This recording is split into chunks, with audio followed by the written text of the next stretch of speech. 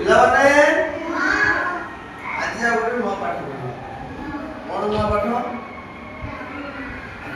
ବର୍ଷକ କେତେ ମାସ? ବର୍ଷକ ମୁଁ କହୁଛି ତମେ ଶୁଣ।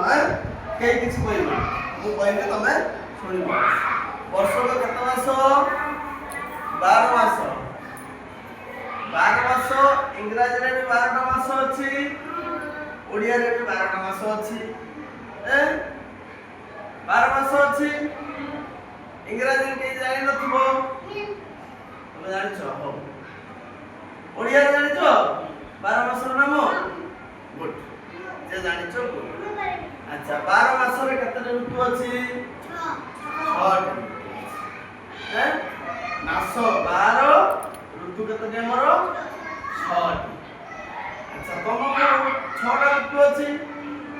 ମୁଁ ବର୍ତ୍ତମାନ ତମକୁ ସେ 12ଟି ମାସ ଆଉ 6ଟି ଋତୁ ଶିଖେଇବି।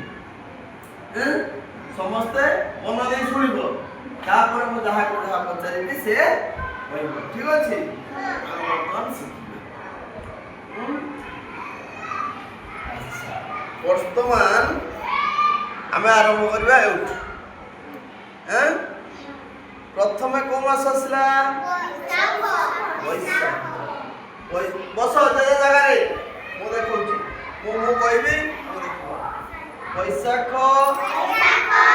ଜ୍ୟେଷ୍ଠ, ଆଷାଢ଼, ଶ୍ରାବଣ, ଭାଦ୍ରବ, ଆଶ୍ୱିନ, କାର୍ତ୍ତିକ, ମାର୍ଗଶିର, ପୌଷ, ମାଘ, ଫାଲ୍ଗୁନ, ଚୈତ୍ର। ତାହେଲେ କେତେଟି ମାସ ହେଲା? 1 2 3 4 5 6 7 8 9 10 11 12। 12ଟି ମାସ ପାଇଲେ। 12ଟି ମାସ ଭିତରେ ଆଉ କଣ ଥିଲା? 6ଟି ଋତୁ ଥିଲା। କେତେଟି ଋତୁ? 6ଟି ଋତୁ। 6ଟି ଋତୁ ନାମ ବର୍ତ୍ତମାନ କଣ କଣ ଜାଣିବା? ପ୍ରଥମ ହচ্ছে ଗ୍ରୀଷ୍ମ। କଣ? ତାପରେ ବର୍ଷା, ତାପରେ ଶରତ, ତାପରେ ହେମନ୍ତ, ତାପରେ ଶୀତ, ତାପରେ ବସନ୍ତ।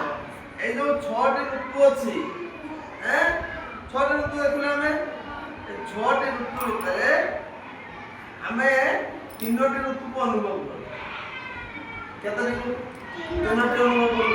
ଜାଣିପାରୁ ଯୋଉଟା ଖରା ଯେତେବେଳେ ଅଧିକ ହୁଏ, ଗ୍ରୀଷ୍ମ ଦିନ ଅଧିକ ଖରା ହୁଏ, ଆମେ ଗୋଟେ କଣ ଗ୍ରୀଷ୍ମ, ବର୍ଷା ଆଉ ଶୀତ, ଏ 3ଟିକୁ ଆମେ ଜାଣିପାରୁ।